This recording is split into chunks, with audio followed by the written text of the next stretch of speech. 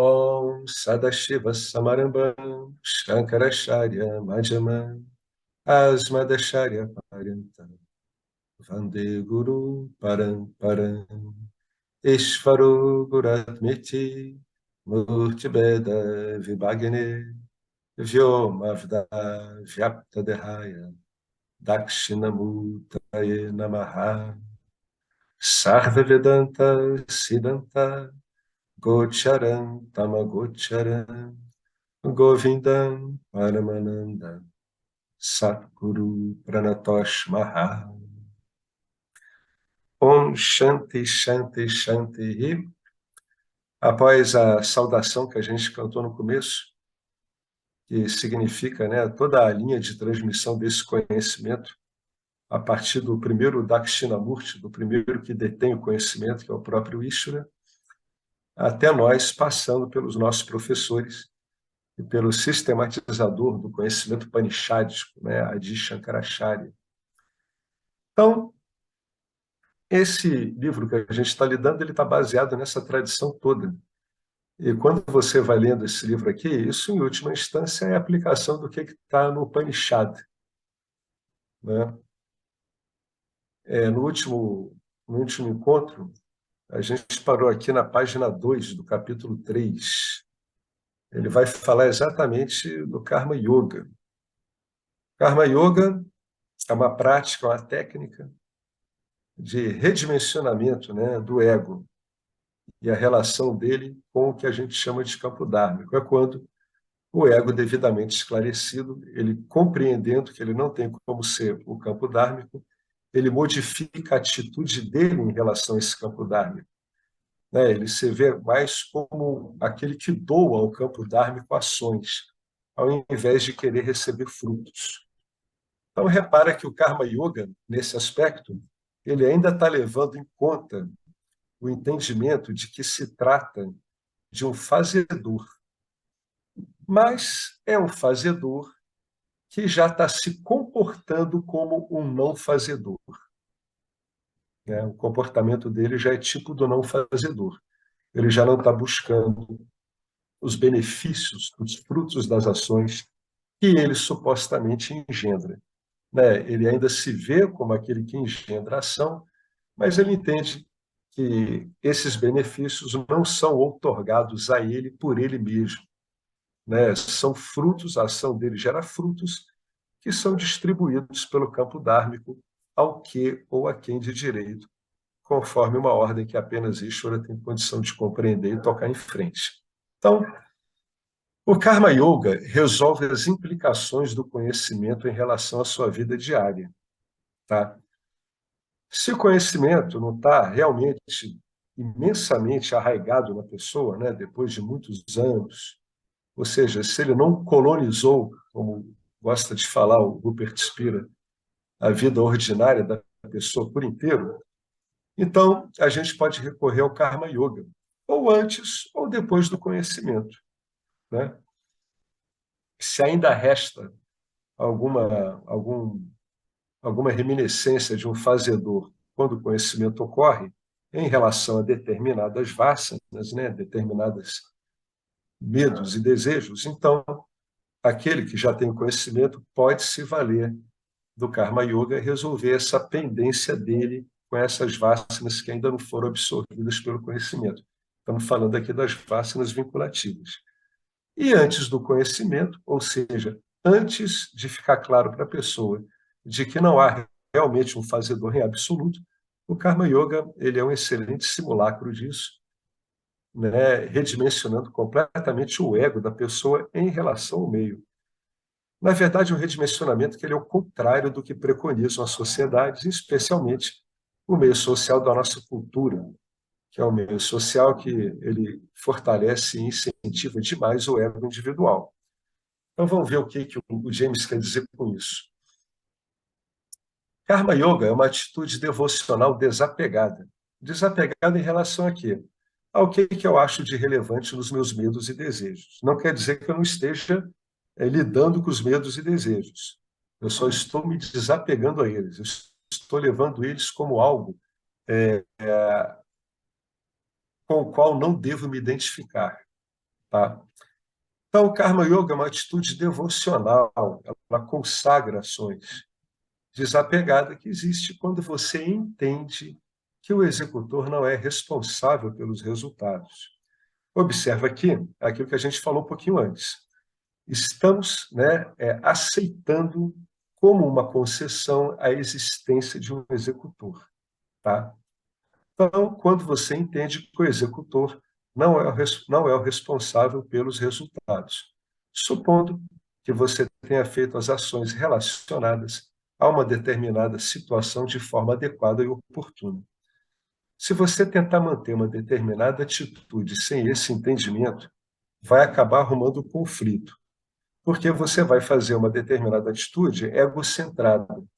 E quando uma atitude ela é egocentrada, ela encontra naturalmente, mais cedo ou mais tarde, uma outra atitude egocentrada tomada de modo oposto.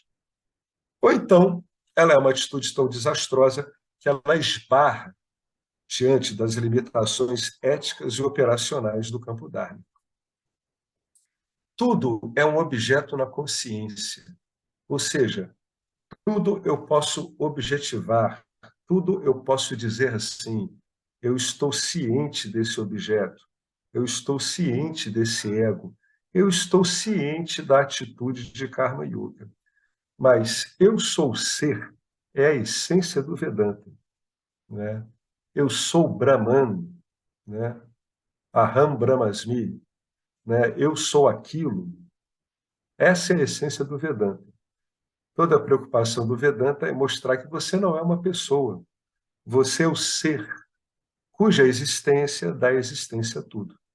O próximo passo é resolver as implicações desse conhecimento em termos da vida cotidiana. Ou seja, uma vez que eu sou o ser esteja claro para você, tanto como conhecimento direto como conhecimento indireto, quais são as consequências desse tipo de autoconhecimento? O que quer dizer eu sou o ser? Já que o ser ele não tem um centro definido, né? O ser ele é um centro onde existem todos os centros, todos os egos, né? Todas as personalidades centradas no ego estão centradas no ser. Então, não dá para definir o ser em termos de tempo e espaço. O que é que isso implica? Né? Porque uma coisa é eu dizer que eu sou um ego, eu sou uma pessoa.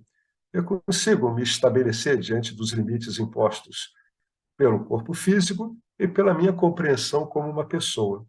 Mas quando eu não me vejo mais como uma pessoa, quais as implicações disso na vida cotidiana?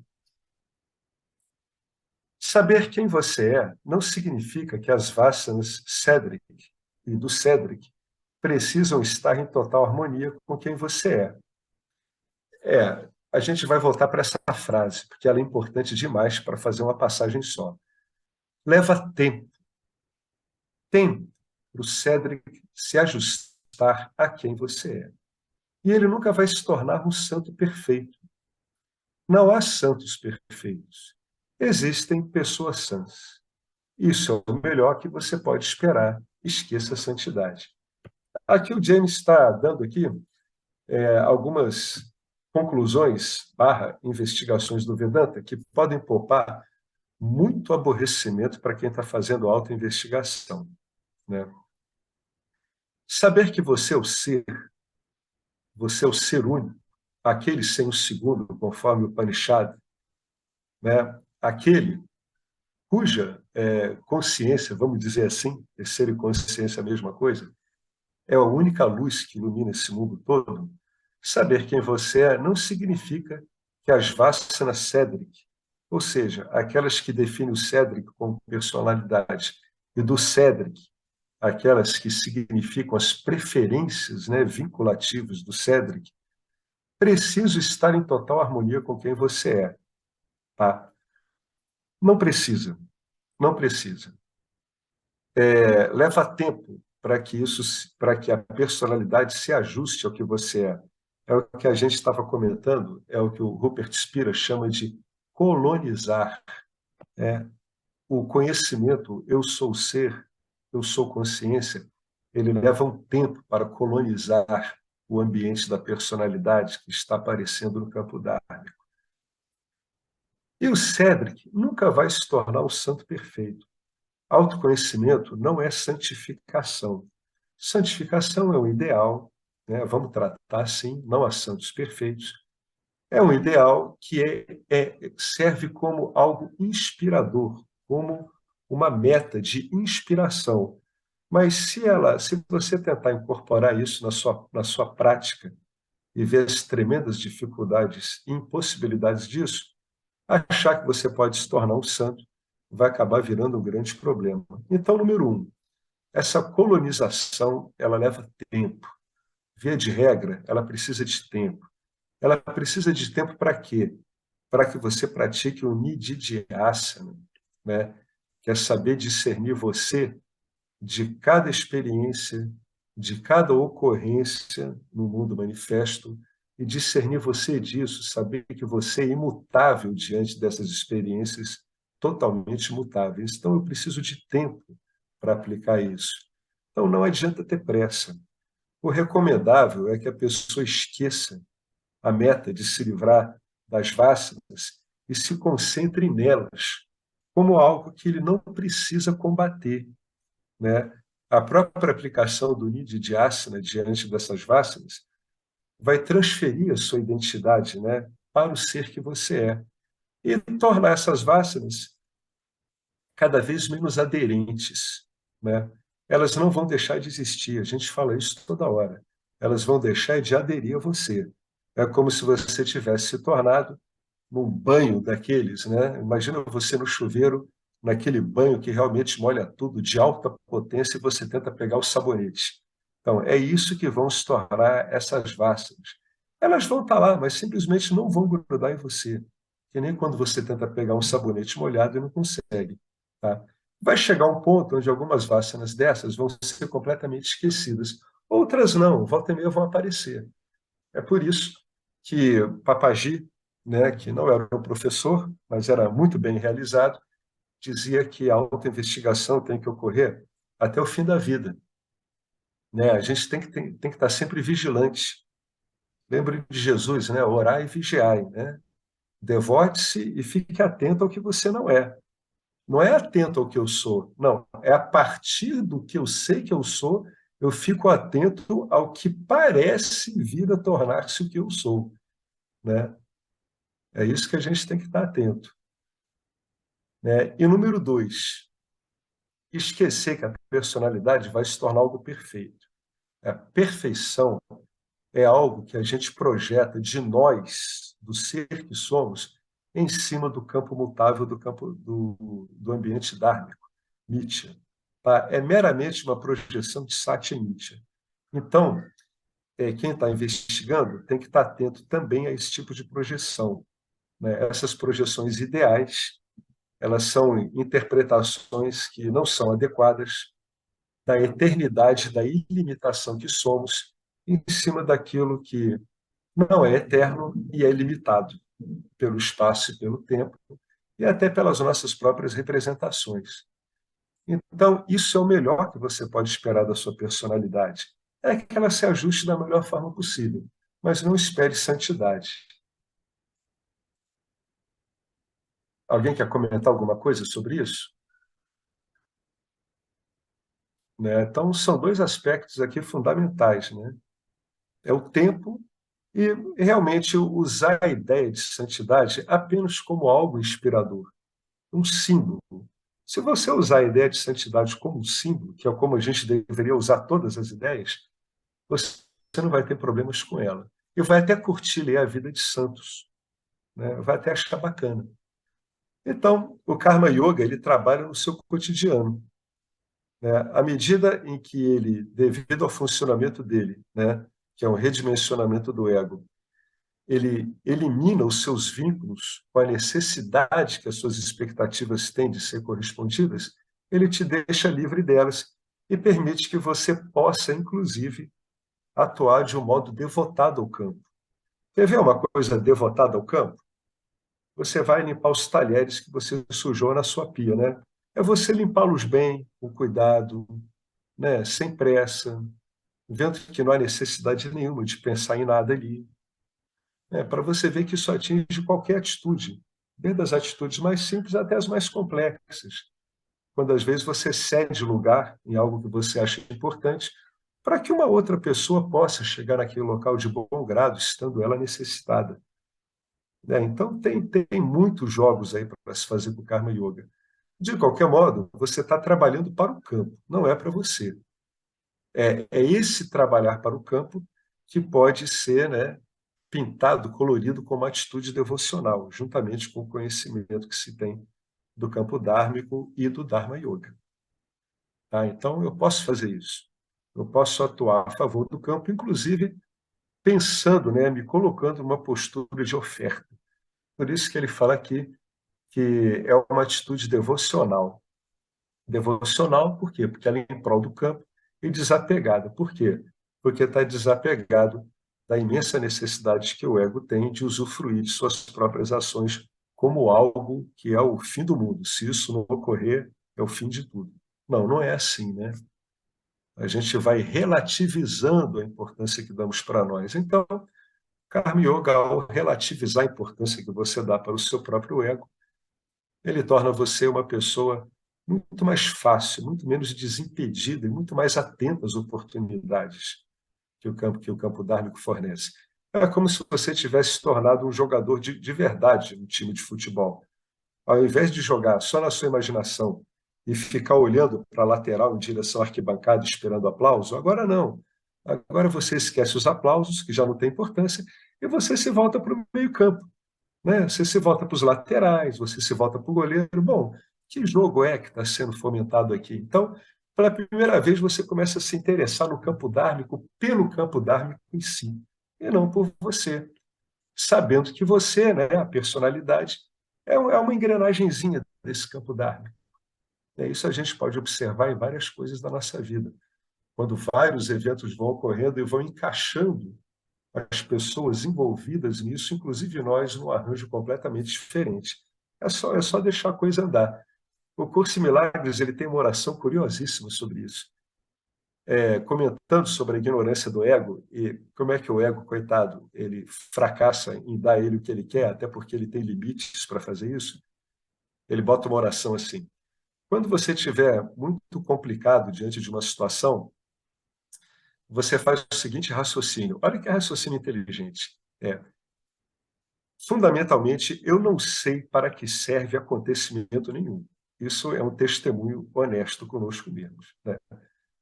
Então, diante desse acontecimento, eu também não sei nada. Então, como eu não sei nada diante de nada disso, não vou usar os meus expedientes egóicos corriqueiros para lidar com isso. Isso é um modo de compreender aquela coisa que a gente às vezes vê nos ensinamentos espirituais, né? Você sai da frente para que a vida possa jogar, né? Você passa a bola para Deus. Então, são vários modos de falar a mesma coisa. Então, eu vou pular para o item seguinte. Alguém quer comentar alguma coisa? Já sabem, né? Quando quiser comentar, é só interromper a hora que bem quiserem, que a gente volta para cá e comenta. Tá bom? Então, o Karma Yoga resolve as implicações do conhecimento em relação à sua vida diária. Tá? Se tiver alguma pendência, se houve o conhecimento e essa colonização está encontrando obstáculos, você detecta onde estão esses obstáculos e aplica o Karma Yoga mesmo.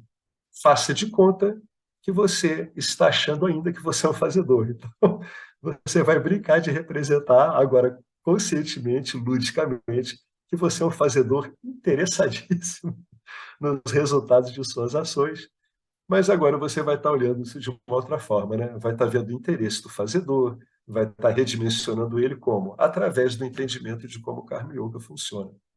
É interessante essas coisas, né? O conhecimento ocorre, mas a gente, especialmente no Ocidente, vê que resta um monte de rabicho, né? Então você vai recolhendo esses rabichinhos com calma, paciência, só não precisa dormir no ponto, né? Mas vai naquele ritmo devagar e sempre que resolve tudo. É uma questão mais de qualidade do que de velocidade em chegar a algum local, até porque você já chegou onde tinha que ter chegado. Ou seja, a lugar nenhum. Nunca saiu mesmo, como é que vai chegar, né? Já percebeu que tudo se tratou de uma volta dos que não foram, então agora você está liberado para aplicar isso com muito mais tranquilidade. Então vamos continuar aqui. Ó. O experimentador e a experiência caminham juntos e ambos surgem na consciência, né? Ele está querendo dizer que não dá para você pensar, você dizer para você que você passou por uma experiência sem estar aí já imbuído nessa frase, o experimentador que você é. A única coisa que o Vedanta faz é descolar você desse experimentador.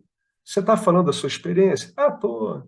Eu fiz isso, eu fiz aquilo outro, eu fui pescar, eu trabalhei, eu namorei, eu briguei. Tá, mas você está pensando só na experiência. Não se esqueça de também olhar para esse experimentador. Por quê? Porque ele faz parte da experiência. Ele, com todas as flutuações emocionais dele, com aquela mente característica do ego, que é uma mente flutuante, com as ideias que ele tem da experiência, mas agora você fica, toda hora que você vê uma experiência, você olha direto para o experienciador, né? Vamos então olhar para o experimentador, ver como é que ele está. Esse é o estudo que precisa ser feito, em vez da gente ficar focando demais na experiência. Por isso que ele disse que eles caminham juntos, na verdade eles surgem juntos, e surge aonde? Na consciência que você é. Portanto, são ambos objetiváveis e, portanto, são ambos passíveis de compreensão, né, e de redimensionamento. Um dos últimos obstáculos à liberdade é a ideia de que Cedric, o experimentador, deve experimentar as coisas de forma diferente quando ele sabe quem ele é. Olha que bacana, né? Depois eu vou voltar para essa frase aqui. Eu só não posso me esquecer o que tem que ser falado aqui. Mas não é o Cedric quem sabe, é você, o ser, quem sabe. E o ser é sempre não apegado. Você é a consciência do Cedric e o que ele experimenta. As experiências subjetivas e objetivas, né, essas que a gente chama de internas, né, mentais, e essas do mundo afora, que depois a gente vê que até diferenciar isso não serve, mas aqui estamos fazendo várias concessões. Essas experiências são resultado de ações feitas antes de você saber quem você é. Ações que acabarão, inevitavelmente, por frutificar, né? É o tal do parábito karma, né? É o que tem que ser vivido nessa vida, não importa, né? É, isso que ele falou aqui, ó, olha só, isso aqui é um erro de entendimento, né? A ideia de que Cedric, o experimentador, deve experimentar as coisas de forma diferente quando ele sabe quem ele é. Não, não. O Cedric e a experiência surgem juntos. Então, não adianta achar que isso tem que ser experimentado de uma outra forma, né? Não há como eu dissociar o experimentador da experiência. Por que o James está falando isso? Para que o investigador não perca tempo, para que ele trate o experimentador e a experiência como objetos, para ele não tentar ficar modificando aquilo que ele tem que investigar e não modificar. Modificar ou não isso aqui é um trabalho do campo dármico, não é nosso. O nosso trabalho, né, sendo feito aqui, ele tem que ser feito de acordo com os instrumentos que a gente tem. Os instrumentos que a gente tem não são capazes de ficar modificando a experiência como um todo. Eles podem melhorar a nossa atuação na experiência, mas a experiência é aquela, né? Então, isso é um obstáculo. O que ele está querendo dizer aqui é o seguinte, é que a pessoa acha que a vida dela vai melhorar. É sempre assim, né? A minha vida vai melhorar quando eu souber quem eu sou. Ela melhora, mas não pelos motivos que a pessoa acha. Ela melhora porque a pessoa fica desapegada, ela não está mais ligando. É por causa disso. Mas você, muito provavelmente, vai continuar levando muitas bordoadas, só que elas não vão incomodar mais tanto quanto antes, né? Por isso que ele está dizendo isso, para evitar essa dissociação. Não, essa personalidade, agora que ela sabe quem ela é, e não é nem isso, né? O que o intelecto da personalidade percebe é que ele não tem luz própria, né? Então, o ser que você é aparece na sua grandeza, na sua infinitude, né? Mas ele não é algo objetivável. Mas tem que ter cuidado com isso aqui, né? Porque eu devo experimentar as coisas de forma diferente e melhor. Eu duvido que a personalidade ache que ela tem que experimentar uma coisa que já está muito boa de uma forma diferente. Sempre tem que ter cuidado com essa inclinação do ego de querer o melhor para si. É válida, né? É inevitável, mas nós não somos o ego, né? Toda situação, mesmo a situação mais aparentemente favorável, ela produz atrito, pela própria natureza dela, né? Ela trafega no ambiente de atrito, que é o campo dármico. Eu tenho simpatia pelo meu ego e pelas cobras e lagartos que ele, às vezes, tem que aturar, devido a este papel particular que desempenha. O James está falando dele, do papel dele como professor, né? Ele tem uma simpatia por esse papel, e ele sabe que é um papel que leva muita pedrada, é inevitável. Se um indivíduo é professor de algo, ainda mais disso aqui, ele vai levar bordoada o tempo todo, não tem jeito, é inevitável isso. Volta e meia, no grupo lá do Vedanta, a gente vê essas bordoadas indo em direção ao professor Arlindo. Ele encheu a paciência e ele corta logo, porque ele sabe que não adianta. Mas eu já vi o professor Arlindo ficar com a paciência incrível com algumas pessoas que continuaram a dar bordoada o tempo todo, né? Até ele ver que isso era contraproducente. E acabou um dia ele dizendo para mim que isso nem ajuda a pessoa, né? Porque acaba dando muitas asas às projeções das pessoas, né? Então, por isso que hoje em dia, quando ele vê que a coisa está estendendo, ele simplesmente para com a pessoa e tira os comentários que não têm importância. Por quê? Porque vai prejudicar o estudo. É um grupo de estudo, não é um grupo de debates, né? Grupo de debate é outra coisa. Então, simplesmente, esse papel que o James faz aí de professor faz parte que a coisa ocorra desse jeito. Não há como separar o papel do professor James com as experiências pelas quais esse professor passa, sejam elas agradáveis ou não. Aqui ele está falando especificamente das experiências que seriam desagradáveis, né? Isso faz parte. Quando temos uma presença aparente, né, o ego, em uma realidade imperfeita e aparente, Mitya. Isso é inevitável. Tá? Se a pessoa compreende isso bem, ela não subestima as dificuldades do campo dármico, mas ela não superestima as dificuldades também, né? Dificuldades são apenas dificuldades. Você não precisa aumentá-las e nem diminuí-las, elas já se mostram pelo que são. Aí o Cedric, ele tem um trecho aqui do e-mail dele. Eu também posso usar a assim chamada abordagem consciência vendo a consciência. E isso pode desencadear insights experienciais, mini epifanias, mas eu não confio nisso, é meio mecânico. Olha que coisa interessante ele está dizendo, né? Ele não confia, né? É meio mecânico. Por que ele está dizendo que é meio mecânico? Porque é um sistema de reações e contra-reações do campo dármico. Isso aqui é lei de causa e efeito, né? Não tem outro jeito. Aí o James continua: a experiência não é confiável. Ela é para quê? No caso do investigador, a experiência é para ser examinada, né? Ela nunca permanece a mesma. Apenas você permanece o mesmo em todas as experiências, sejam elas espirituais ou não. O Cedric continua. Por outro lado, ver pensamentos e sentimentos como objetos na consciência pode levar a uma espécie de amplidão que parece mais genuína. Ele está querendo dizer que ele não está encontrando, ele não está conseguindo situar o que ele é. Ele está encontrando só um ponto, que não dá para dizer que é um ponto, né? Essa amplidão que ele disse, que ele está reconhecendo como mais genuína. Tem mais a ver com ele mesmo. Está vendo? Ele tá aqui tendo um reconhecimento. E há uma compreensão de que tudo segue como um jogo, parecendo que isso se aproxima da visão do ser, por assim dizer. Mas isso vai se consolidar em conhecimento? Pois é, a identificação que ele está fazendo está ok, né? É uma amplidão que parece mais genuína. Ele não está encontrando nada fixo nessa amplidão, ele está apenas se identificando com ela. Aí o James diz, sim, é verdade, isso é o conhecimento, é a identidade, né? Com essa amplidão, né? Ela parece mais genuína, é o que ele está querendo dizer. Você é o espaço, né? É uma analogia. O certo é dizer, você é tal qual o espaço, né? No qual os pensamentos e sentimentos aparecem. Por que eu sei que eles aparecem? Por um motivo muito simples. Eles não estavam lá, apareceram e foram embora. E eu continuei. Às vezes, esse ponto tão simples, né, ele demanda muito tempo para que ele fique claro. para que a pessoa comece a dar importância a isso.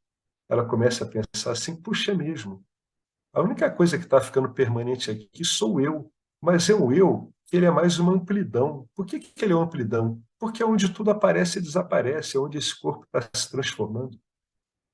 Né? Às vezes a pessoa demora, eu demorei muito tempo a conseguir dar o devido valor a essa descoberta.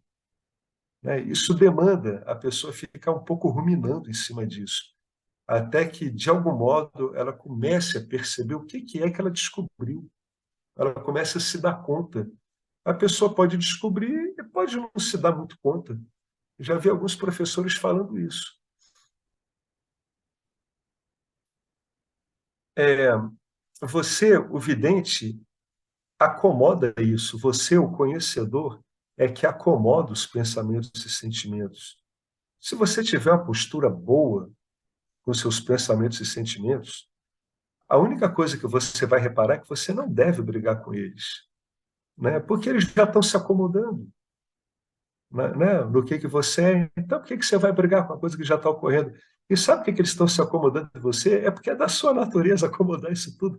Você vai estar brigando com eles, você está brigando com você mesmo. Né? Você está brigando com você mesmo em Nietzsche e em Sátia. Olha que loucura pode chegar a mente humana. Me veio aqui a mente agora. Você é um cara que trabalha num guarda-volumes.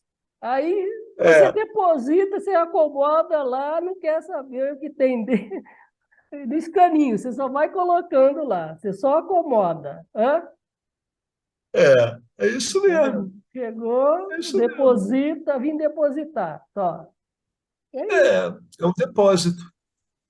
Né? Vai botando. Ou então a hospedaria do Rume, a mesma coisa, o guarda-volumes, a hospedaria do Rume, já está ocorrendo, né? A pessoa, às vezes, ela vê o que incomoda mesmo? São as coisas que não agradam, né, gente? Vamos ser sinceros. Porque acho que agradam, não tem ego que queira se livrar das coisas que agradam. Isso é a coisa mais completamente anti-humana que existe. Umas acomodam, outras incomodam. É, exatamente. Então, na verdade, as que incomodam, você tem que dar a elas o benefício, né, da acomodação consentida. Já está ocorrendo mesmo. Né? Não tem como você não acomodar. É isso que está sendo dito aqui. É impossível você não acomodar. Para você estar brigando com o pensamento, é porque ele já foi acomodado. Aí você pode dizer, pô, ele foi mal acomodado. Aí eu digo, é verdade, mas foi acomodado. O mal é por sua conta. Você que vai ter que lidar com esse mal aí. Só você pode resolver isso, cara. Ninguém pode resolver por você. Né? Então, o Vedanta te dá um monte de compreensão para isso. Não é só o Vedanta. O budismo dá, todos dão. Né? Qualquer religião ela acaba tratando disso. De como você lidar com esses hóspedes que, a princípio, parecem incomodar tanto. Até o ponto que não incomodem mais, né? Você vai só acomodando, é o guarda-volumes, está lá. Você é o guarda-volumes, você é o espaço e os volumes vão aparecendo. Você não está aí para brigar com os volumes, porque eles se acomodam em você, porque a sua natureza é espaço. Então, se você está brigando com eles, no fundo, você está brigando com a sua natureza. Né? Então, aí ele diz aqui uma coisa interessantíssima, olha só. Você, o vidente, é que acomoda os pensamentos e sentimentos. É por isso que eu digo que você é livre, mas você ainda não aceitou bem isso. Porque a pessoa confunde liberdade com guardar volumes só agradáveis para o ego. Não é nada disso. Liberdade é liberdade, apesar dos volumes que não são agradáveis para o ego. É aí que o cara encontra a liberdade. É por isso que tantas pessoas encontram, né, o reconhecimento do ser em situações extremamente difíceis, situações de privação, situações em que a pessoa não tem escolha, a não ser aceitar de alguma forma. Né? Pessoas doentes, pessoas que estão no local que saiu de uma guerra, tiveram muitas perdas de coisas queridas. Né? Por isso que ocorre tanto reconhecimento do ser nesses momentos. Né? Porque não adianta brigar, já está acomodado. Aquele monte de coisa desagradável não vai sair dali nunca. Não vai sair dali nunca enquanto você quiser que eles saiam. Quando você deixar em paz, uma hora, naturalmente, pela própria confluência e atuação do campo dármico, vai saindo. Mas enquanto você quiser que saia, você está alimentando a permanência dele. Né? Por isso que tem que alimentar realmente uma atitude desapegada. Um dos melhores modos que eu conheço de alimentar uma atitude desapegada é olhar as coisas sob a ótica das escrituras do Vedanta. Né? À medida que isso vai sendo destrinchado, o professor ele mostra como enxergar determinadas situações de um modo mais desapegado. Né? Então, o problema é esse. Você ainda não aceitou bem isso, que você é o espaço que acomoda tudo, não obstante os caprichos egóicos. Né? Esse que é o difícil. Enquanto não se aceitar isso, né, compreender e apreciar a importância de você como esse espaço que tudo acomoda pode ficar um pouco difícil. Né? É por isso que é muito importante a gente ter uma mente pacificada. Porque a hora que vê a revelação do ser que você é, você aprecia isso. Você, caramba, que bacana. Apesar de tudo, eu estou sempre aí, acomodando tudo, sem conflito. Agora, quando tem algum conflito, aí a gente tem que voltar atrás e recolher os rabichos, como falou mais em cima. Você dá uma olhada, vê onde aquele novelo de lã escapou a pontinha e você puxa.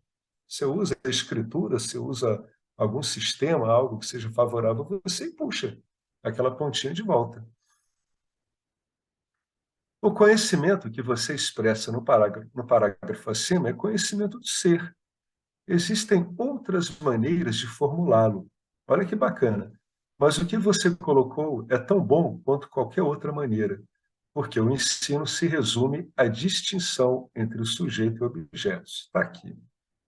Esse é o ensino. A compreensão é que não há separação entre o sujeito e o objeto e que o sujeito e o objeto é você. Tá? Mas o ensino, ele trabalha aqui. Ele precisa trabalhar aí para desfazer os agarramentos. Né? Ele precisa desfazer o agarramento com a parte manifesta. Por isso que ele faz essa separação provisória de sujeito e objeto. No conhecimento, sujeito e objeto desaparecem. Mas aí já não tem problema nenhum, né? O problema da gente é a identificação com os objetos, não com o sujeito. Né? O ensino se resume à distinção entre sujeito e objetos. Aí sim, juntamente com o entendimento de que o sujeito contém os objetos. Pronto. Ele arrematou a frase dele. Nesse caso, Cédric e seu mundo subjetivo são os objetos, e não o contrário. Né? Então, vamos ler de novo aqui. Olha que frase boa. O ensino se resume à distinção entre sujeito e objetos, juntamente com o entendimento, a compreensão de que o sujeito contém objetos. Nesse caso, o ego e o mundo subjetivo dessa entidade egóica, aí, o Cédric, e não o contrário. O não contrário seria o quê? É achar que Cédric, seu mundo subjetivo, contém o mundo. Não. Né? Isso que o Cédric tem, toda a personalidade tem, é apenas uma leitura subjetiva do campo dármico, só isso. São bilhões de leituras subjetivas. Né? Você, a consciência, não cabe no Cédric. Ele mesmo falou ali em cima, ó. Olha que interessante ele falou. É uma espécie de amplidão que parece mais genuína, é mais genuína para ele, é mais real para ele. Né? Você, a consciência, não cabe no Cédric e na mente do Cédric, exceto como uma ideia, ou seja, na prática não funciona. Porém, como uma ideia, tá? Como uma ideia, você dizer para a pessoa que você, consciência, não cabe na personalidade como ideia pode ser um bom começo. Sabe para quê? Não para ajudar a revelar o que a pessoa é, porque para ela isso inicialmente não tem muito sentido, mas para desalojar as outras ideias em contrário. É melhor ficar com uma mente em dúvida sobre algo real do que ficar com uma mente certa em cima de identificações errôneas. O que o ensino está fazendo? Ele está abrindo espaços. O ensino do Vedanta, de qualquer meio de autoconhecimento, é te abrir espaços. Pegar todo esse emaranhado que está cheio de identificações e abrindo espaços. Vai liberando carga. Né? Então, é uma ideia útil. Provisoriamente, ela é útil. Aí ele continua. Mesmo na abordagem eu sou consciência, não é esse tipo de pensamento, em última análise, um objeto muito sutil na mente e algo que terá que se dissipar para que sobrevenha o puro conhecimento consciência? Bom, sim e não. O que vai se dissipar é o apego que o Cedric tem a essa ideia. Mas a ideia vai permanecer como um reflexo da verdade no seu intelecto, né? É aquilo que a gente falou. Como ideia, pode ser útil, pode ser um reflexo muito bom, né? Contanto que você entenda que seja uma ideia, é uma compreensão, mas é uma compreensão que ela não engendra outras coisas, ela fica nela mesma. É uma compreensão que basta a si mesma. Ela não engendra qualidades, não engendra atributos, nada disso. Ela faz com que você mergulhe em você mesmo e lá você fique. Quantas pessoas passam por isso, gente? As pessoas apenas estão em si mesmas e, por não darem valor a isso, por não terem sequer uma pequena ideia ajudando elas a guiar, a continuar nisso, elas começam a botar um monte de coisa em cima de novo. Como isso é comum? É o que o Nisargadatta Maharaj falava isso. Ele dizia, não, você tem que apreciar a paz que você é. Você tem que apreciar o que você está chamando de vazio. Isso é só uma ideia, né? Mas se você não aprecia isso e começa a jogar outras coisas, ou seja, se a sua mente começa a procurar outras coisas, quando é que você vai ter tempo para realmente se dar conta de que você descobriu o que você é? Quantas vezes isso acontece com a gente? Muitas vezes, todos os dias, eu estou vendo comigo. Eu que estou bem mais atento do que era antes, eu vejo isso.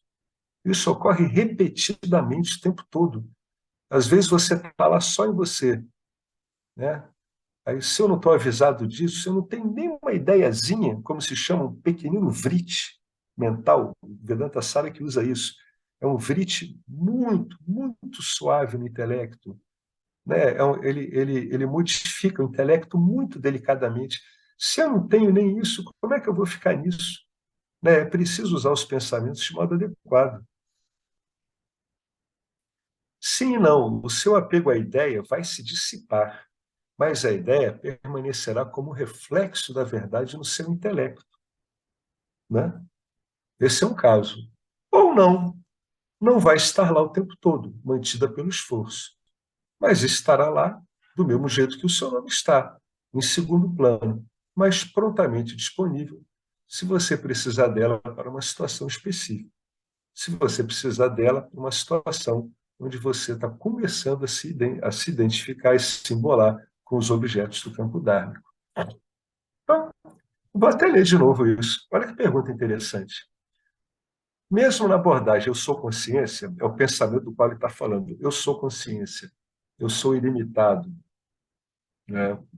Eu sou Brahman, eu sou ser, eu sou tudo o que há, né? Mas nada disso que existe me limita. Mesmo nessas abordagens diretas, onde eu estou afirmando a minha identidade, isso é o Mahavakya, tá? O Mahavakya, a afirmação do Vedanta, que é usado no Nididhyasana, ele é sempre em primeira pessoa.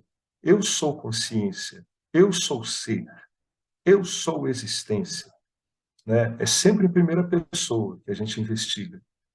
Mesmo nessa abordagem, não é esse tipo de pensamento, em última análise, um objeto muito sutil na mente? Claro que é sutilíssimo.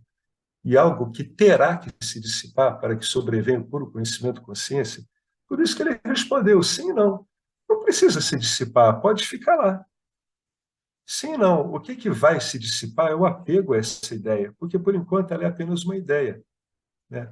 Quando uma pessoa fala assim, eu sou consciência, e isso não está claro para ela, ela pode falar, mas isso ainda é um conhecimento indireto, né? Então, muitas pessoas ficam apegadas a isso. Eu sou o ser, eu sou consciência. Tem que estar um pouco atento a isso, porque é um apego a um pensamento. Mas esse pensamento, o único objetivo dele é deixar sua mente flat, deixar sua mente um bom espelho refletor. Se eu sou consciência, se eu tudo que há, esse é o raciocínio até egóico.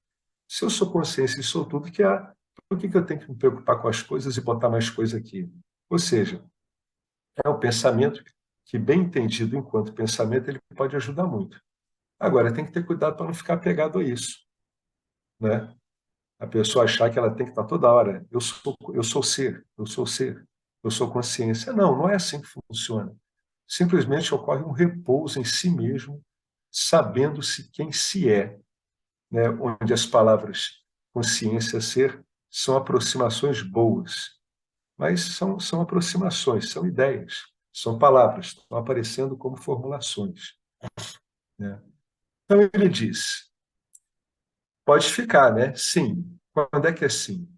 Quando o seu apego à ideia vai se dissipar, mas a ideia vai permanecerá como reflexo da verdade no seu intelecto, ou seja, ela vai estar orientando o intelecto, ela vai estar sempre ali como uma bússola para o intelecto. Não tem problema, está ótimo se ficar assim. Ou não, não precisa estar esse pensamento lá. Você vai estar simplesmente em você mesmo, mas pode usar essa ideia, assim como você usa o seu nome, tão logo a situação ela exija. Você não fica o tempo todo andando na rua. Eu sou Alexandre Castoldi. Eu sou Alexandre Castoldi. Tudo que é aqui é Alexandre Castoldi. Alexandre Castoldi sou eu. Eu sou. Não, não fica assim. Mas uma hora eles perguntam: qual o seu nome? Alexandre. Qual o seu sobrenome? Castoldi. Né, você não fica pensando nisso toda hora, mas ela está lá como recurso, né, para orientar, né, o uso, as suas transações, né, com o mundo manifesto. Do mesmo modo, esse pensamento funciona assim. O que vai acabar é o apego a isso. Eu sou consciência. Tá? Não precisa desse pensamento no conhecimento direto. Mas essa ideia pode ficar ou pode não ficar. E se precisar, ela vai ser usada. Na verdade, o que ocorre é um repouso em si mesmo, como tudo. Né? Uma tremenda intimidade com toda a experiência, seja ela boa ou ruim. Né? Então, há esse repouso. Aí, às vezes, como a gente viu anteriormente, tem uma, né, o ego ele tem uma tendência à identificação, às vezes ele derrapa um pouco, né, mesmo depois de muito tempo, e aí esse tipo de pensamento reconduz o ego. O intelecto ele pega o ego pela mão de novo e diz: ó, Alexizinho, Marcelinho, é aqui, ó, você fica aqui e já tá bom do jeito que tá, não é para sair se identificando por aí, não. É só isso, é uma condução gentil. Não, depois de um tempo, a condução é gentil, ela é amorosa. Né? No começo é que dá uns estapeamentos, né? Você tem que provar para o ego que realmente ele está enganado. Então ele acaba levando umas bofetadas. Depois não, depois a condução é gentil. Não há necessidade de conflito. Por isso que ele falou. É uma ideia que está prontamente disponível para o intelecto usar e dimensionar o ego e puxar o ego de volta. Aí você, é aquilo que o Ramana dizia, né? Agarre-se ao eu. É isso aqui que funciona. Você usa o pensamento que ele te dá é assim, eu, é o eu que ele dizia, eu. Então é a mesma coisa. É um monte de truques, vocês estão vendo que são truques? O indivíduo derrapa, o intelecto já está bem dimensionado, está bem treinado, ele pega esse ele pega esse eu sou consciência, ele pega esse eu, sabendo que é o eu único, a luz única, e ele puxa o ego de volta gentilmente, né? Sem briga, sem nada. É a investigação de sempre que o Papaji fala e que os monges budistas falam, né? É o atenção. Às vezes você chega no budista, pergunta para ele o que é preciso para a vida, ele diz atenção. Atenção, atenção, é isso que ele está querendo dizer. Não é ficar exatamente, na verdade, prestando atenção nas coisas em volta, o que seria o mindfulness. Não é isso. É ficar com a mente fundamentalmente atenta em si mesmo. Tem aquela fabulazinha de um rei, ele tinha muitos problemas, né? Aí ele chamou um monge, eu quero resolver meus problemas. Aí o monge ficou quieto diante dele um tempão, aí escreveu no quadro, atenção. Aí o rei, atenção de quê? Aí ele botou embaixo, atenção de novo. Mas por que você está me falando tanta atenção? Aí o monge, atenção pela terceira vez. Depois da 50ª atenção, o rei perdeu a paciência, disse para ele, eu não chamei você aqui para ficar me botando atenção no quadro. O monge foi lá, botou atenção, atenção, atenção. Para de se perder nos seus pensamentos, fica atento, fica atento. É a mesma coisa, é a mesma coisa, exatamente a mesma coisa. Tá? Os muçulmanos, os sufis, eles têm outro, né? A consciência em Deus, né? Deus o amado. Né? Você tá sempre se remetendo, né? De modo devocional, Deus o amado, Deus o amado. É a mesma coisa, você está sempre sendo devolvido para você mesmo, né? Sempre isso. Através de um pensamento, através de uma pequenina modificação no pensamento, você é devolvido para você mesmo. Esse é o bom uso do intelecto, né? Da capacidade de discernimento. Você não precisa matar o ego, ele já está morto. Bom, por que ele escreve isso, né? Porque em várias correntes espiritualistas, etc., o ego tomou, né, a posição de Satanás, do capeta, né, do diabolos. Né? Então, o ser humano adora isso, né? Como ele não sabe lidar com as coisas dele, ele não foi ensinado a ter aptidão a lidar com a mente tudo, então ele cria um capeta, que é o cara onde ele vai botar toda a culpa da inépcia dele. Então, os caras chamam de diabo tudo, e agora, devido à moderna, né, psicanálise e tudo, a partir do, sei lá, do final do século retrasado, aí o diabo agora aparece com esse nome ego. Então, é onde tem todos os problemas, né? O cara está com um problema, ele já vai dizer que é o ego dele. Mas, na verdade, é só uma função de identidade, só isso. Né? Uma função de identidade errônea? É um engano, né? É um engano que pode ser desfeito. Né? Por que ele aparece, ninguém sabe. Então, a sabedoria védica fala de Maya, né? Ela acaba produzindo essa identidade, né? Com uma função específica no corpo sutil, etc. Então, a gente tem que parar de ficar assustado com o ego, mesmo porque nós não somos uma função, nós somos o espaço onde a função ocorre, nós temos conhecimento dela. É apenas uma questão de você treinar para identificar quando isso está funcionando. Quando é que o ego está funcionando? O ego está funcionando quando você fica tomado de medos e desejos recorrentes, né, habituais, aqueles que você está acostumado a lidar na sua vida já há um tempão, medos e desejos para você que muitas vezes para outras pessoas não tem a menor importância. Né? Então o ego se caracteriza por padronizações. Se você começa a observar, a desenvolver o intelecto, como o Vedanta está preconizando, o Vedanta é pura sutilização de intelecto. Se o intelecto começa a ficar devidamente sutilizado, ele fica com a facilidade assombrosa de enxergar os movimentos do ego. Até porque os movimentos do ego eles não têm muita criatividade por causa da limitação da função. É uma função limitada, não é como o intelecto. No intelecto você pode fazer questões absurdas para ele. Você pode botar uma questão assim inesperada. É possível algo incompreensível que eu não entenda? O intelecto diz sim. Sim, eu estou ciente disso. Né? Pode haver, eu posso admitir a impossibilidade. O ego nem sonha com isso. Né? O ego está muito mais ligado a medos, desejos, expectativas. Ou seja, o ego ele é a função que ele permite entrar em instabilidades no corpo sutil, né? Devido a esse vínculo dele com os medos e desejos.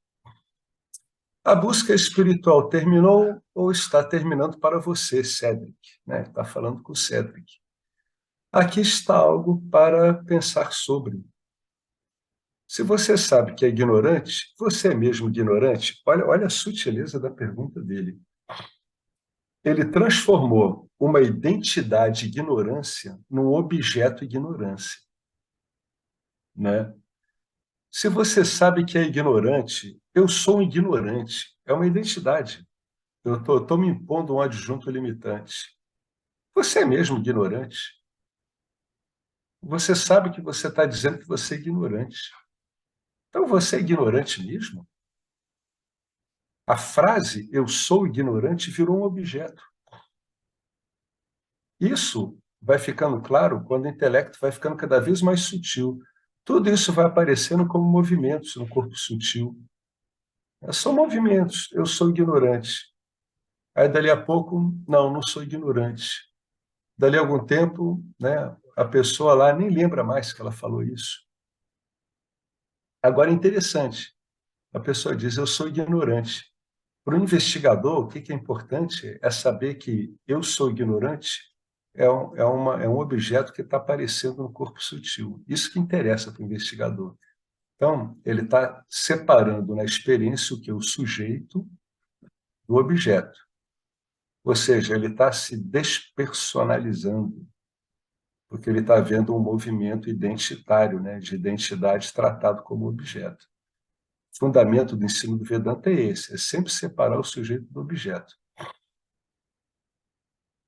Aí abre aqui aspas, né? Aí o rapaz continua, né? Ele está meio aflito. Às vezes a pessoa encontra o que ela é, mas ela está aflita, porque é aquela coisa que a gente falou em cima. Está faltando alguma coisa na qualificação dela para ela apreciar o que ela descobriu. Abre aspas. Eu não sei mais o que fazer. É bem coisa de falta de orientação, né? Já está tudo pronto, tudo resolveu, mas veio o cara com o hábito dele, como sempre, querendo arrumar tudo do jeito que ele acha que é certo, e começa com essa frase. Eu não sei mais o que fazer. A autoinvestigação confere uma espécie de conhecimento sutil, inefável, e um nível significativo de paz.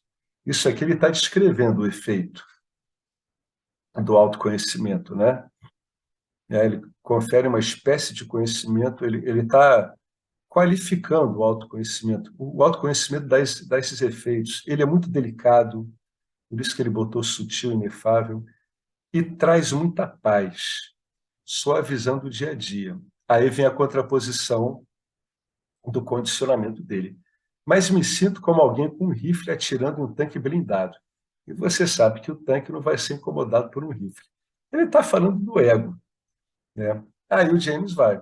Você não precisa matar o ego. O ego já está morto. Por quê? Olha que bacana. O ego já está morto porque ele é conhecido por você. Você não está mais identificado com ele. Deixa ele viver do jeito que ele está, né? Morto, vivo, não importa. Ele está morto como identidade. É isso que ele está querendo dizer aqui. Você não precisa matar ego, porque como identidade ele já está morto. Ele é conhecido por você. Se ele é conhecido por você, como é que é aquele axioma básico preconizado lá pelo Vedanta? Eu não sou aquilo que eu conheço. Eu não sou aquilo que eu posso ver. Se o meu intelecto ele já está devidamente treinado a ponto de conseguir, né, discriminar isso tudo, então a constatação mais importante é essa: caramba, eu não sou nada disso, né? Se o ego é conhecido por mim, eu estou livre dele. Eu estou livre dele, mas continuo sofrendo efeito. Calma, agora você tem que aplicar o conhecimento, você tem que ir com persistência, até que a apreciação, o regozijo em cima do que você é venha. E não é um regozijo de estourar fogos de artifício, não é que é a praia de Copacabana na virada do ano, pelo amor de Deus. Vocês estão falando de picos de adrenalina dentro da veia, não é nada disso. Isso é coisa de ego, ego que gosta desses repiques. Não, é o que ele botou aqui. É uma coisa pacífica, gentil, bem-aventurada, né? Daí vem o nome bem-aventurança, né? Bem-aventurança é algo gentil, né? É algo disponível, disposto, aberto. Então é assim, ó, você não precisa matar o ego. Ele já está morto. Você sabe dele. Ele não é mais uma identidade sua. Você está livre dele. A sua identidade é outra. Deixe isso assim. Não precisa mais ficar burilando isso. Deixa o ego, entendeu? Se concentra nas coisas que ainda estão impedindo você de apreciar o que você é, que é, na maior parte das vezes, se deixar ficar aonde você está, nessa. Como é que ele falou em cima? Uma amplitude, né? Uma amplidão mais genuína. Se deixa ficar aí, não precisa botar nada nisso. Sua busca espiritual acabou, acabou mesmo. Este meio pode apenas acertar os últimos detalhes do seu entendimento. Não faça nada, mais nada. Você está muito bem como está. Deixe a coisa espiritual ser. Acabou. Às vezes, o investigador, porque quem investiga é o ego, né? É o ego que está procurando coisas. Então, é ele que vai movimentar essa investigação. Esse é o valor dele. Às vezes, a inércia dele é tão poderosa que ele passa por esse ponto várias vezes, né? Ele chega lá, a coisa está clara e ele descarrilha de novo. Aí gira, fica girando, girando, girando. Aí tem que vir alguém dizer para ele, para. E nem o Nisargadatta dizia para as pessoas, vocês estão em paz, por que vocês não param nessa paz? O que vocês estão querendo? Vocês estão querendo que ela vá dar para vocês o quê? Ela já está dando paz. Se você sai disso aí e vai para algum local, você não está apreciando a paz. Paz é isso aí, se acostuma, né? Se deixe ficar nisso.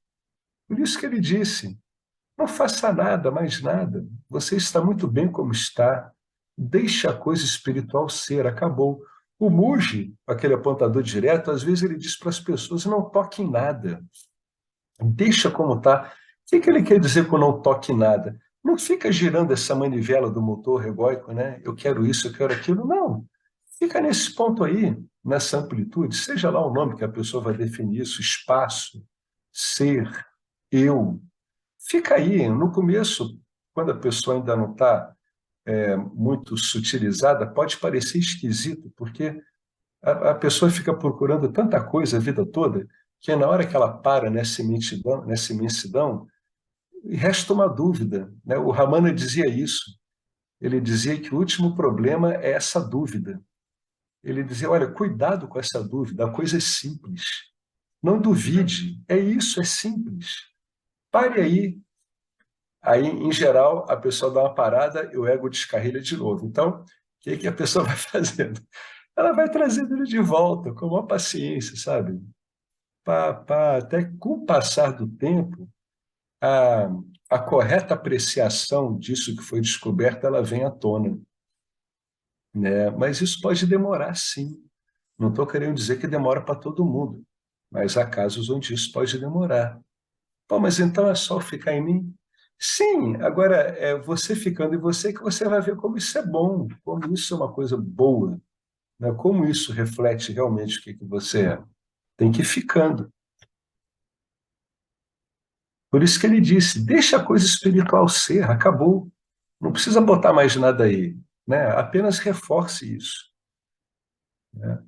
Aqui em cima, né, a coisa ficou tão incomodada para ele que ele logo arrumou, né, o ego dele logo arrumou um rifle atirando contra si mesmo, que o ego é que inventa essas construções loucas, né? Um rifle atirando no tanque blindado, isso é o ego dando um tiro nele mesmo. A fantasia atirando si mesmo. O ego adora isso. É uma fantasia que dá um tiro na própria cabeça. O ego pode imaginar isso à vontade porque ele é só uma fantasia, né? Então ele pode imaginar essas cenas loucas, né? Isso é simplesmente a inércia dele construindo essas projeções, né? Ele quer matar o ego. Olha, toda vez que você vê alguém dizendo que tem que matar o ego, é o próprio ego. Isso é 100% certo. Ah, você tem que matar o ego. Quem está dizendo isso é o ego. Só o ego se incomoda com o ego. Tá? Ninguém no universo se incomoda com o ego, exceto o próprio ego. O ego tem essa capacidade incrível de se dobrar em si mesmo e estar sempre insatisfeito. Sempre. Sempre. Não vai mudar a natureza dele, ele não tem como ser diferente. Ele pode ser educado de modo que ele não entre na frente das coisas, né? A consciência fique lá, né? O intelecto devidamente calibrado mantenha o ego no lugar dele. Só isso. Mas o ego não tem como mudar a natureza dele. O ego sempre vai ter uma pontinha de insatisfação, sempre. E ele sempre vai expressar isso através de um conjunto, em geral, um conjunto de pensamentos e sensações. Todas as vezes que você estiver assim, já estiver bem centrado, estiver assim, esses conjuntinhos que vão sendo enfileirados de pensamentos e sensações, eles não são assim tão diretos um atrás do outro, né? Você vai encontrar intervalos entre eles onde você não vai demandar nada, onde está tudo ok. Esse é o ponto, né? Os conjuntinhos de pensamentos e sensações aparecem devido à inércia, né? Muitos anos, décadas, trabalhando com a identidade egóica, a gente fica assim. A gente fica com essas coisinhas flutuando. Então, tem que ter paciência mesmo. É o processo de colonização, ele vai ocorrendo. Alguém quer comentar alguma coisa sobre isso? Né? Não precisa matar o ego, né? Não é isso, né? O ego nem pode ser morto. O ego é conhecido por você, então como é que ele pode ser morto? Ele é um objeto. Você vai matar um objeto? Um objeto não tem vida. Como é que você vai matar algo que não tem vida? Né? Não dá para matar nada. Essa que é a verdade. Isso é o que Krishna diz para Arjuna. Não dá para matar nada. Né? Desencana, cara. Né? Ninguém aqui, né, não nasceu, não está vivendo e não vai morrer. Né? Desencana. Você não pode matar objetos. Vale a pena essas reflexões. Falou, Marcelo? Ó, só para não perder a viagem, você está parecendo um Sannyasi com o Dandy na mão, com a vara aí. Isso aqui não é uma vara, isso aqui é uma lixa de unha. Tá É, vendo? mas serve. É Ó, tá vendo representativo. vocês, ó? Vocês A têm que vara do investigar. renunciante.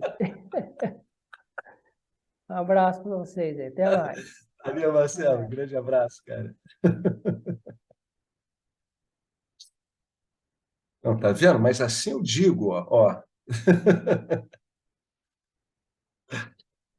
Agora, o próximo tópico que o James fala, isso sim, isso aqui é importante pra caramba, gente.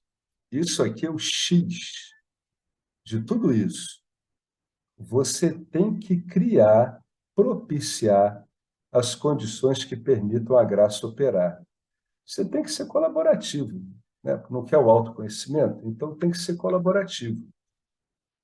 Eu quero autoconhecimento, mas hoje em dia eu peguei todo o dinheiro que eu tinha, larguei meu emprego, agora vivo jogando em ações de alto risco na Bolsa de Valores.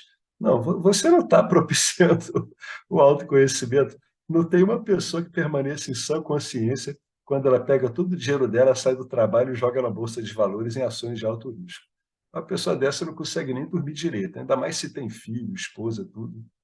Né? Então, tem determinadas configurações do campo que não ajudam nem um pouco.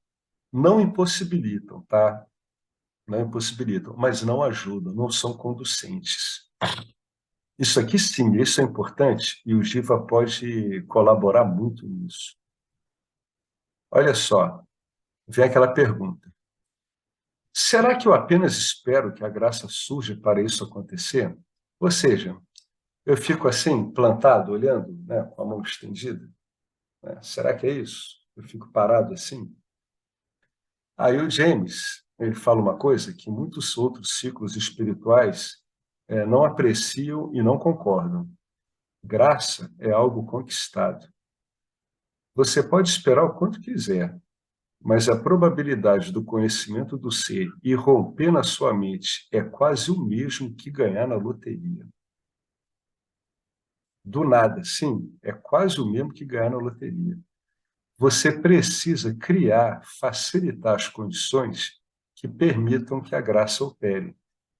Isso significa que você precisa abandonar a noção experiencial, né, e dedicar-se à autoinvestigação. Ou seja, você tem que ir se retirando do mundo, né, tem que ir se retirando do mundo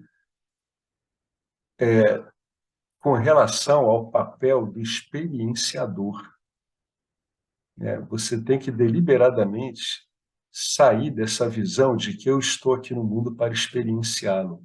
Eu quero resultados, eu quero frutos do mundo dos objetos. Eu estou aqui por causa dos meus medos e desejos. Eu quero que os meus desejos se materializem e que os meus medos desapareçam. Esse é o resumo da visão experiencial. Para facilitar essa operação da graça, você tem que se tornar um conhecedor e não uma pessoa que está interessado necessariamente nos medos e desejos, em evitar medos e em propiciar desejos. A investigação do ser, se feita corretamente, leva ao autoconhecimento, que o liberta, né?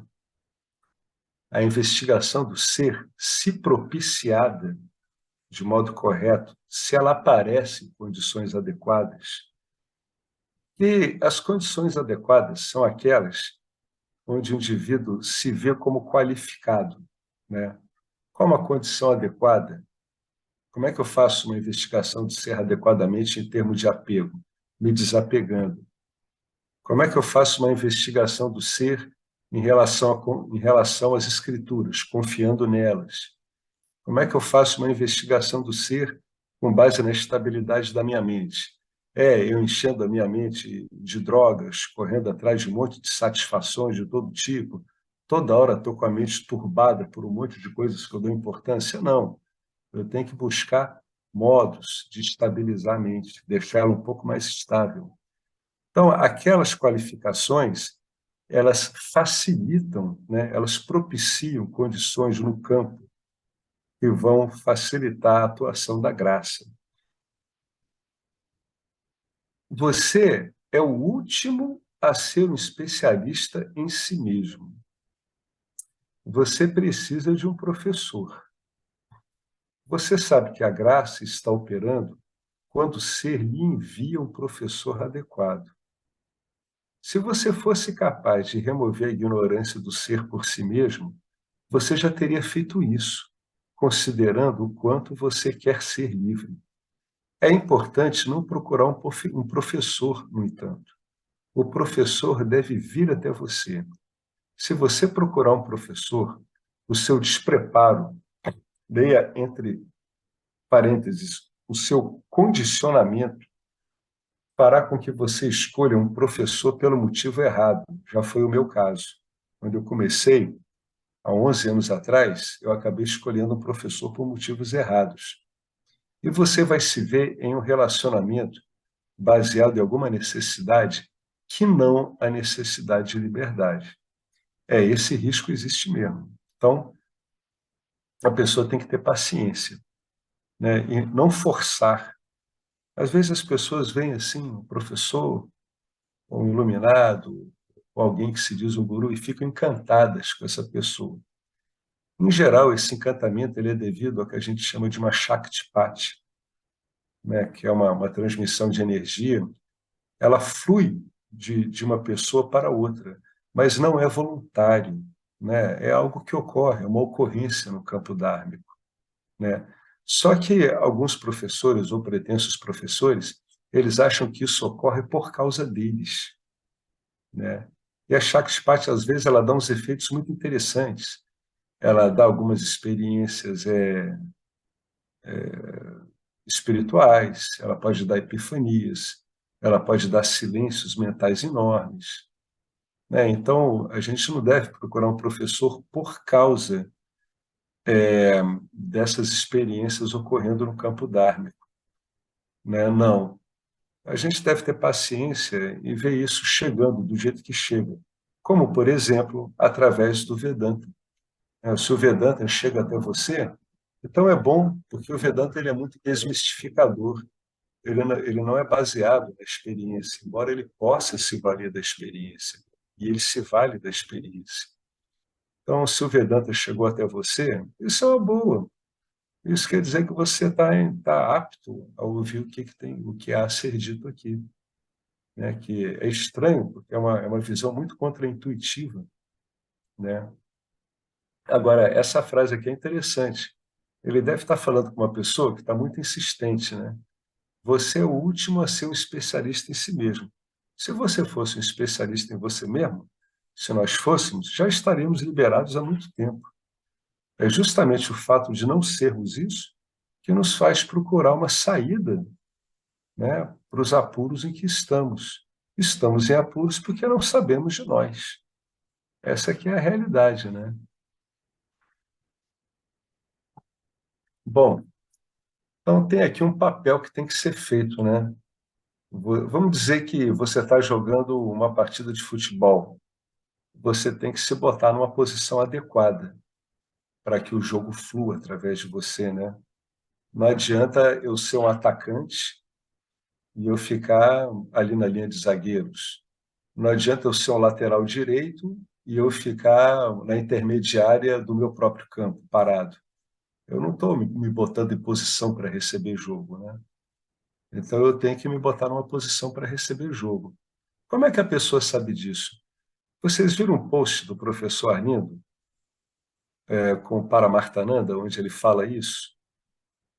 né, obrigações. Eu não sei se eu vou conseguir localizar aqui no grupo, mas é um post muito interessante, onde Paramartananda ele fala o que que a pessoa deve reduzir. Ela deve reduzir os relacionamentos mais espúrios, superficiais, deve reduzir as obrigações, os quereres, porque ele diz que quando a gente aciona um desses, os outros caminham juntos, eles vêm junto também, né? Tem um post desse aqui no grupo, mas eu não sei se eu vou conseguir localizar, ainda mais nesse momento, né? Nessa hora. Não sei, eu não me lembro quando foi. Ele faz uma daquelas abreviações, né? Aqui, Swami, aqui, ó, olha só. Quais são os preparativos e requisitos para o estudo e contemplação sobre os ensinamentos das escrituras do Vedanta, né? Quais são as condições que é legal eu dispor para que isso opere, para que isso funcione bem? Aí o Swami Paramartananda coloca: é necessário uma mente calma, com energia e tempo abundante. Tempo abundante. E como conseguir isso? Reduza o PORT. Paramartananda adora isso, usar essas siglas, né? P são as posses, as possessões. O, as obrigações. R, os relacionamentos. Relacionamentos espúrios que ele está falando aqui, aqueles superficiais. E as transações.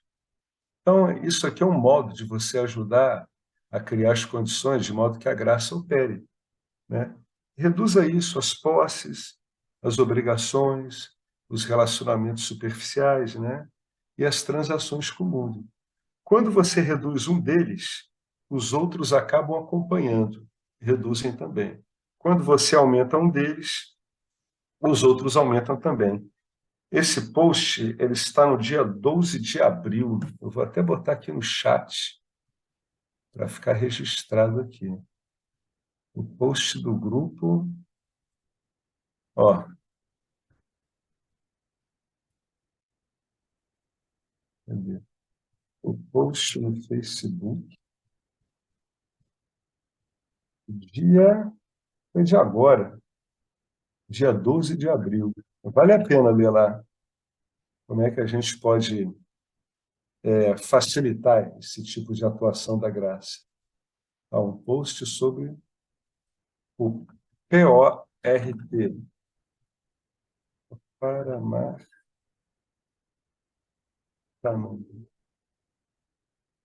Bom, eu vou ler só mais esse aqui, dado o avançado da hora. Não, não vou ler não, porque ele vai falar dele. Isso aqui é bem interessante a gente ver de uma vez só, sabia? O James vai falar do que aconteceu com ele, por que é que ele começou a procurar dentro dele, né? Falou da purificação, que no fundo é o tal do estágio. O que é estágio espiritual, né? Estágio espiritual é quando você começa a não dar mais atenção ao mundo dos objetos externos, né? Você começa a focar mais internamente. Aí tem um ponto onde você percebe que esse foco interno é apenas um foco material sutil, onde você agora está lidando com valores, né, pensamentos e objetos que você quer, mas são de um nível sutil. O passo seguinte é tratar tudo isso como objeto também. É aqui bem interessante. Ele vai falar da trajetória dele, que vale a pena a gente acompanhar isso aqui. Então, pessoal, eu vou interromper aqui para que a gente veja tudo isso junto. Quando o James começa aqui, ó, eu comecei a procurar felicidade dentro de mim. Dentro, né? Ou seja, eu vi, entendi plenamente que esse monte de coisas que eu estava fazendo vida fora não estavam me dando o que eu estava querendo. Pronto, esse é o resumo, né? É quando fica claro para a pessoa isso. E as atividades dela, os quereres dela, etc, etc, etc, não estão dando o que ela quer. Aí, como é que eu sei disso? Isso aí a vida vai te mostrando, né? Uma vida bem vivida, tem um amigo meu que fala isso, ele disse que uma vida bem vivida te mostra tudo. Você viver a sua vida bem, a gente acaba vendo que, né, não há esse contentamento permanente com nada que a gente chama que é do mundo. A gente diz, isso é do mundo. Isso aí não vai satisfazer. Nem um ideal, nem uma posse material, nada disso. Né? Então, a gente vai começar a partir daqui, que vai ser muito interessante. Vocês vão ver que, desde o começo, embora o James ele tenha sido sensibilizado por uma epifania gigantesca, ele não se deixou impressionar fundamentalmente pela potência da epifania. Ele ficou interessado em saber o que ele era, o que era aquilo. Claro que ele ficou maravilhado com a epifania, mas ele disse assim, caramba, o que é isso? Né? Então, ali já estava mostrando claramente que ele tinha uma vássina investigativa, uma vássina por compreensão que suplantava as vássinas dele por experiência. Tá? É isso que a gente tenta fazer aqui no ensino do Vedanta, né? É aumentar essas vássinas por conhecimento, né? Por discriminação, por ponderação, por contemplação, mais do que as vássinas que fazem com que busquemos a satisfação dos nossos desejos ou a evitação dos nossos medos. Vai ser bem interessante ver essa história do James. Dá uma página e meia, vale a pena ver com cuidado e como um bloco só. Vai sair muita coisa boa dali. Né? Eu, quando traduzi isso aqui, eu achei muito bacana. Bom, gente, vocês querem colocar alguma coisa? É? Então tá bom, hein? Tá tudo certo. Por sua própria conta e risco, a varetinha aqui, ó, a lixa de unhas, servindo a varetinha do sannyasi. Mas qualquer dúvida que vocês tiverem, ou vocês entram em contato, eu espero o próximo encontro, né? Mas é isso aí mesmo. A gente vai indo. Como o Henrique disse aí, está tudo certo. A gente vai lidando com isso aí tudo, né? Não briguem com seus compartimentos, né? Eles são a sua natureza de acomodação, né? Agora é engraçado falar isso, é fácil, né? Agora até o cara parar de brigar, o cara briga muito. Engraçado isso. Até parar de brigar, a gente briga muito, né? Aí depois vê, pô, por que eu demorei tanto para parar de brigar, né? Vai saber, né? Vai saber. Tá, joia, gente. A gente vai encerrar por aqui, então. Tá bom? É o espaço, né, onde acomoda tudo. Essa invocação do Isha Upanishad fala isso, né? Da plenitude, você tira algo, permanece plenitude.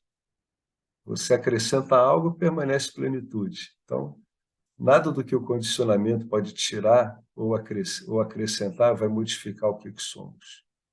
Né? Então, vamos lá. Om Purnamada Purnamidam Purna Mudachyate Purnasya Purnamadaya Purnamiva Vasishyate Om Shanti Shanti Shanti. Gratidão a Ishvara, gratidão a toda essa linhagem de professores, esse conhecimento maravilhoso, o Advaita Vedanta. E vou fazer aqui, né, uma colocação, se puder, né, se for possível, as doações lá para o trabalho, né, é o que mantém esse trabalho em condição de andar.